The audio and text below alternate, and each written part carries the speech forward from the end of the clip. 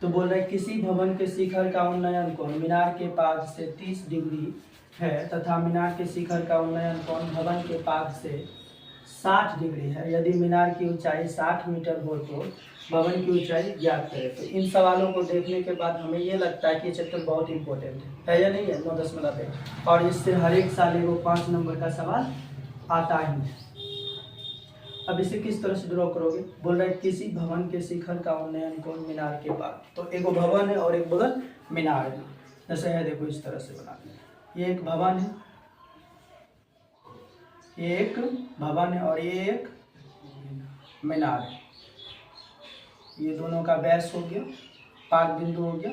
ये भवन का पाद बिंदु हो गया और ये मीनार का पाद बिंदु हो गया। चीजें समझ पा रहे हैं? तो किसी भवन के शिखर का उन्नयन कोण, किसी भवन ये है, भवन के शिखर का उन्नयन कोण जानता है जब नीचे से ऊपर देखेंगे तो उन्नयन कोण मीनार के पाद बिंदु से 30 डिग्री है। यानी कहने का मतलब यहाँ से अगर हम इस तरह से मिलाते हैं तो ये कितने डिग्री का है? 30 डिग्री का है। कितना डिग्री का है? 30 डिग्री का है। तथा मीनार के शिखर, ये मीनार है, इसके शिखर का उन्नयन कोण भवन के पाद बिंदु से 60 डिग्री का है। यानी यहाँ से अगर हम यहाँ तक का बनाते तो ये कितने डिग्री का है? 60। ये 60 डिग्री का है। समझ पा रहे? 60 डिग्री का है। यदि मीनार की ऊंचाई 60 मीटर, तो मीनार तो ये है, ये कितना मीटर है? 60 मीटर। तो भवन की ऊंचाई ज्ञात करें, ये करना है। यानी ए हो गया इसका नाम, इसका बी, ये सी हो गया, ये डी हो गया। तो अब इसमें अगर देखोगे तो हमको जो ज्ञात करने बोल रहा है उसी को हम लोग मान लेते हैं पहले, तब ज्ञात करना है। तो भवन की ऊंचाई ज्ञात करना, तो ये भवन क्या है? A B. यहाँ लिखोगे माना ए बी एक भवन है जिसकी ऊंचाई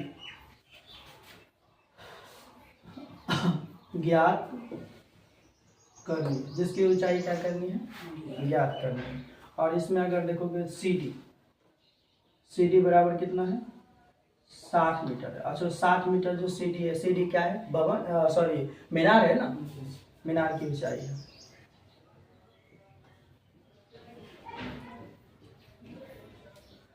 मीनार की ऊंचाई समझ गए। अब इसके बाद अगर हम कोण का बात करें तो कोण ए डी बी बराबर कितना डिग्री है? 30 डिग्री है। तो यहाँ लिखो कोण ए डी बी बराबर 30 डिग्री। अब कोण सी बी डी बराबर कितना डिग्री है? 60 डिग्री है। तो कोण सी बी डी बराबर कितना डिग्री है? 60 डिग्री। ये समझ पा रहे? 60 डिग्री है। तो हमको क्या करना है? अब ये चीज़ें देखो, यहाँ थीटा इसका अगला कोण, ये लंब है, ये आधार, ये कर्ण है। तो लंब कर्ण आधार कुछ इसका नहीं दिया हुआ, लेकिन इसका देखोगे तो यहाँ थीटा दिया, लंब हो गया, आधार हो गया, कर्ण हो गया। तो लंब तो दिया हुआ है, लंब दिया हुआ है, आधार निकालेंगे तो लंब और आधार किसका सूत्र होता है? टेन थीटा का होता है ना। तो हम यहाँ लिखेंगे समकोण त्रिभुज, कौन सा? C D B, C D B में थीटा कितना डिग्री है? 60 डिग्री। और हम कौन सा सूत्र यूज कर रहे हैं? Tan theta. टेन थीटा का सूत्र लंब, लंब क्या है? सी डी है ना, आधार क्या है? बी डी है ना। ये समझ पा रहे हैं? अब यहाँ टेन का टेन थीटा की जगह कितना डिग्री आ जाएगा? 60 डिग्री बराबर। सी डी का मान कितना है? 60। और यहाँ बी डी का होता है टेन। 60 डिग्री का मान कितना होता है? √3 बराबर। यहाँ आ गया 60 बटे बी डी, यहाँ कुछ नहीं तो 1 हो गया। अब गुना करोगे √3 गुना बी डी, तो यहाँ हो जाएगा √3 बी डी बराबर 1 गुना 60 करोगे क्या हो जाएगा? 60। अब अगर देखोगे तो √3 गुना में पक्षांतर करोगे किस चीज में आएगा? भाग में। यानी हम यहाँ कह सकते हैं बी डी बराबर 60 बटे √3। ये समीकरण 1 हो गया। यहाँ तक समझ पा रहे? अब जब आगे देखेंगे पुनः समकोण त्रिभुज कर ले। अब इसको निकाल रहे हैं, समझा?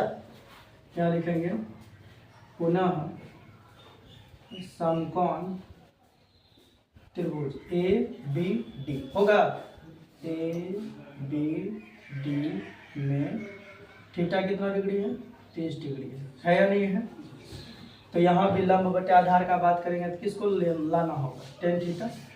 टेन थीटा का सूत्र लंब, लंब है ए बी और आधार है बी डी। क्या है? B D. यहाँ टेन का टेन, थीटा का मान कितना है? 30 डिग्री बराबर। ए बी का मान कुछ नहीं दिया है तो ए बी का ए बी ही रहेगा। बी डी का भी मान कुछ नहीं दिया तो बी डी ही रहेगा। टेन 30 डिग्री का मान होता है 1/√3 बराबर यहाँ हो गया ए बी बटे बी डी। अब गुना करोगे, एक गुना बी डी करोगे क्या हो जाएगा? B D. अब बराबर इससे इसमें करोगे तो √3 ए बी होगा। समझ पा रहे? अब अगर देखा जाए तो इसको हम समीकरण क्या कह देंगे? 2 कह देंगे। अब देखो बी डी यहाँ भी है, अब बी डी यहाँ भी है, तो ये जो बी डी है, बी डी के जगह या समीकरण 2 को समीकरण 1 में पुट कर दे या समीकरण 1 को समीकरण 2 में पुट कर दे। कैसे करेंगे तो मान तो निकल जाएगा। तो हम करते हैं, किस में करना चाहेगा? 1 में या 2 में? 1 में कर देते हैं, कर दें। तो हम ऐसा करते हैं, समीकरण 1 में समीकरण 2 का मान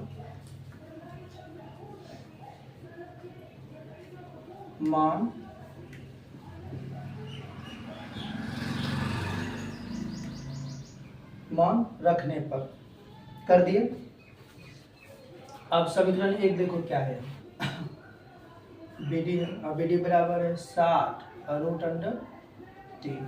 तो अब जहाँ बी डी होगा वहाँ कितना रखोगे? √3 ए बी होगा। अब बराबर इधर कितना है? 60/√3 है ही। आप देखोगे √3 गुणों में पक्षांतर करोगे किस चीज में आएगा? भाग में। तो यहाँ आ जाएगा क्या? ए बी बराबर 60/√3 गुना में, भाग है यानी गुना में, इस पार जाएगा तो भाग में। तो इन दोनों में तो आपस में गुणन होगा। तो अगर फाइनली करेंगे तो यहाँ ए बी बराबर क्या हो जाएगा? 60 ऊपर रहेगा ही, अब बटे में √3 गुना √3 कितना हो जाएगा? 3 नहीं होगा। और इसे जब कटाओगे 3 गुना 6 0 का 0। ए बी बराबर कितना आया? 20 मीटर। और देखो तो ए बी को क्या माना? माना ए बी एक भवन है जिसकी ऊंचाई ज्ञात करनी, कर दिया ना। तो भवन की ऊंचाई कितना मीटर है? 20 मीटर। क्या समझ आया? क्या इम्पोर्टेंट सवाल है? क्या जो चैप्टर में बताए थे प्रश्नावली 9.10 में क्या उसी से सवाल है? तो क्या करना है हम लोगों को? मन से पढ़ना है और अच्छे से तैयारी करना है। चीज़ें समझ आई? आप उतार सकते हो।